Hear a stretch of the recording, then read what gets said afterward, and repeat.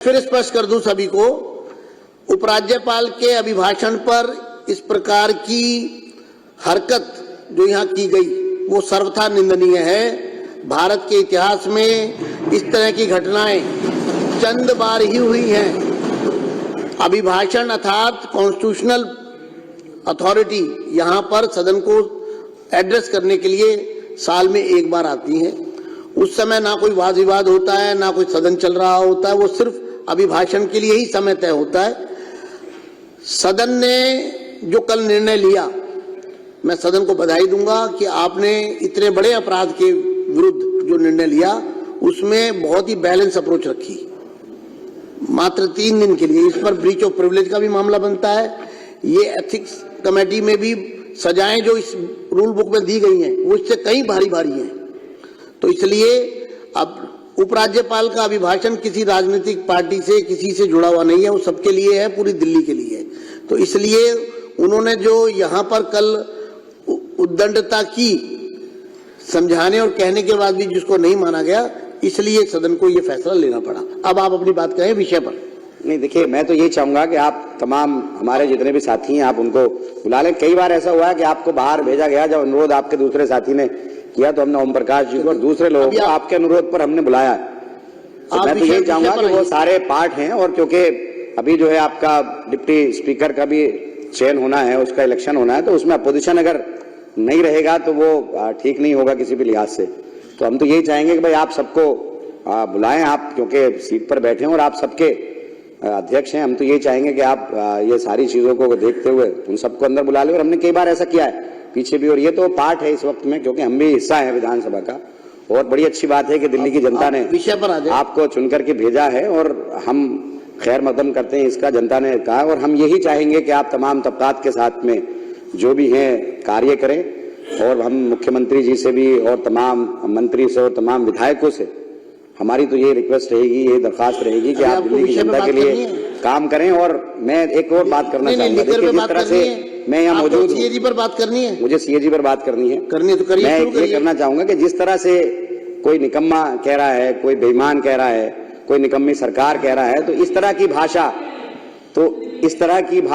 का इस्तेमाल नहीं होना चाहिए। इस तरह की भाषा का इस्तेमाल नहीं होना चाहिए। और आपके मुख्यमंत्री ने बोले और ऐसे भाषा का सुन नहीं सकते थे आप लोगों ने, लज्जा नहीं छोटी, निर्जल होकर तुम लोगों ने बदतमीजियां सदस्य बैठ जाएं बर्दाश्त की, और आज आप सदस्य बैठ जाएं। ओपी शर्मा जी, कर्नल जी, बिरसा जी, आप विषय पर आ रहे हैं या मैं अगला? मैं सीएजी रिपोर्ट पर बात कर रहा हूँ। सीएजी पर आइए। ये इस तरह से बात ना करने दी जाए, चलिए, ये अच्छी बात नहीं है।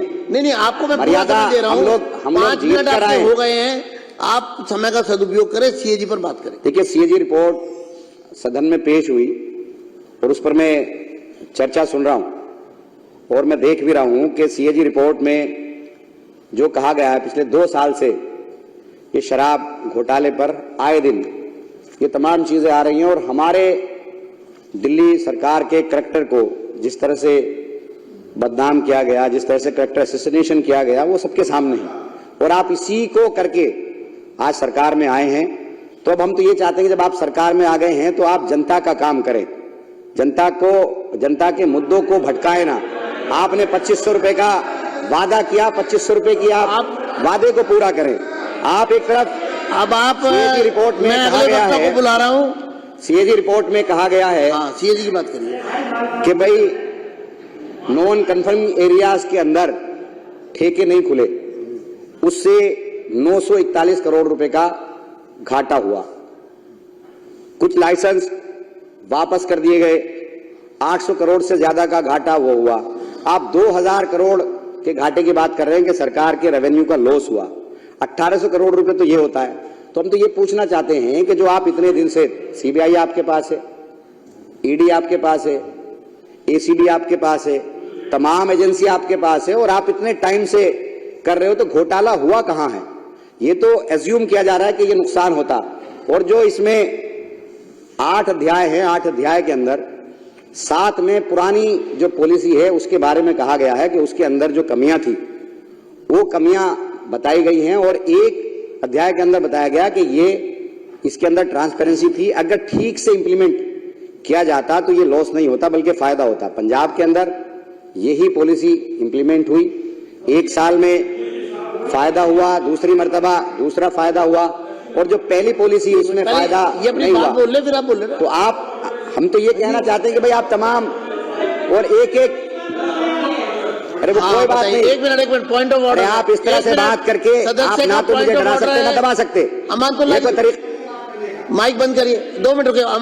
पॉइंट ऑफ ऑर्डर देखिए, पॉइंट ऑफ ऑर्डर का मतलब है सारी कार्रवाई रुकेगी और जो सदस्य पॉइंट ऑफ ऑर्डर यानी कि व्यवस्था का प्रश्न, व्यवस्था का प्रश्न अगर उठेगा तो पहले वो सुना जाएगा। अध्यक्ष जी, मेरा पॉइंट ऑफ ऑर्डर है कि रिकॉर्ड के ऊपर मिसलीड किया जा रहा है इस हाउस को। सीएजी की रिपोर्ट कभी ये मेंशन नहीं करती कि इसमें करप्शन है कि नहीं। सीएजी की रिपोर्ट अनियमितताओं को जो है बताती है और उसको उजागर करती है। उसके बाद उस पर क्रिमिनल एक्टिविटी होनी है कि नहीं, उसको क्राइम एजेंसीज और पीएसी रिकमेंड करती है एक्शन के लिए। सीएजी की रिपोर्ट को यह कहना कि उसमें कहीं करप्शन लिखा, देश के इतिहास में कोई सीएजी की रिपोर्ट करप्शन के बारे में नहीं लिखती, अनियमितताओं के बारे में लिखती है। और जिस तरीके की अनियमितताएं दिल्ली में शराब घोटाले के बारे में सीएजी ने मार्क की है, ये तय हो गया कि ईडी और सीबीआई का जो एक्शन चल रहा था वो सही रास्ते पे चल रहा था और उसको और तेजी से लेकर जाएंगे। तो हाउस को मिसलीड नहीं किया जाए कि सीएजी की रिपोर्ट में जो है करप्शन नहीं मेंशन है, तो इसलिए आपका पॉइंट ऑफ ऑर्डर एक्सेप्ट है, हाउस को मिसलीड ना किया जाए। आगे बढ़िए। मिसलीड नहीं कर रहा है, मेरा सिर्फ कहना यह है कि सीएजी की रिपोर्ट में तो ये अज्यूम किया गया, ये जो है नॉन कंफर्मिंग एरियाज के अंदर दुकानें खुलने किसने नहीं दी, कि क्या दबाव बनाया गया। पहले साल के अंदर ही सीबीआई ने एफआईआर दर्ज कर ली, ईडी ने एफआईआर दर्ज कर ली, गिरफ्तारियां शुरू हो गई। जो ट्रांसपेरेंसी इसके अंदर थी उससे फायदा होना था, फायदा नहीं हुआ, लोग डर गए। तो ये तो तमाम एजेंसियां आपके पास थी और इन्हीं एजेंसियों का इस्तेमाल करके आज आप सरकार में आ गए और सरकार में जिन वादों के साथ आप आए वो वादे आप पूरे कर नहीं रहे हो। 2500 रुपए महिलाओं को देने की बात आपने की थी, वो आप वादा पूरा कर नहीं रहे हो। जो आपने काम करने की बात की थी वो आप कर नहीं रहे हो। सिर्फ दिल्ली की जनता को गुमराह करने का काम ये सरकार कर रही है।